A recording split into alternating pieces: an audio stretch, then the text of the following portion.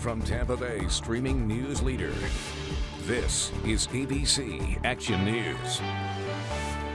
I'm Dee O'Reilly. Greg D has your full forecast coming up. But first, I want to get to your ABC Action News headlines. USF Health has been selected as a clinical testing site to test the Moderna COVID-19 vaccine on young children between the ages of 6 months and 11 years old.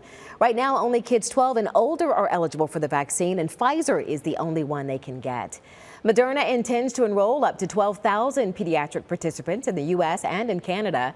USF Health research physicians will evaluate safety and immune response among children, and volunteers will receive 2 vaccines 4 weeks apart.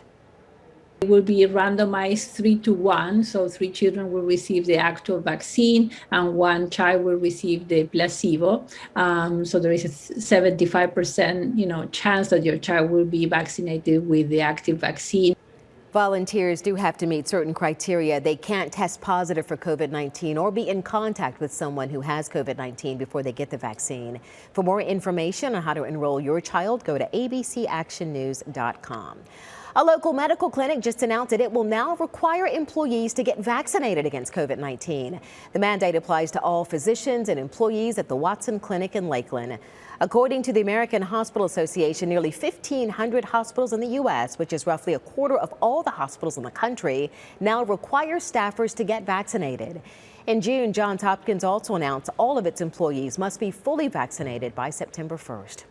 Meanwhile, hospitals in Florida are adjusting to the rising patient numbers. Sarasota Memorial Hospital had to add ICU beds just to meet demand. There are currently just under 600 ICU beds available in the state as more than 3,000 COVID-19 patients find themselves in the ICU statewide, and that's putting systems on the brink, not only here in Florida, but all across the southern United States. People are dying while they wait. There are ambulances that are taken out of service because they have a patient in the back, but they can't unload the patient at a hospital. The Delta variant surge is pushing more people to get vaccinated as the country approaches 70% of eligible people with at least 1 dose of the vaccine. Greg is watching Tropical Depression Fred. Its impact here on the Bay Area is still unclear right now, but Hernando County wants to make sure that people are prepared. Self-serve sandbag sites opened this morning. There are 3 different locations: the Linda Peterson Park, Anderson Snow Park, and Ridge Manor Community Center. They will be open from 8:30 in the morning until 6 in the evening. Until further notice, you will have to bring your own shovel.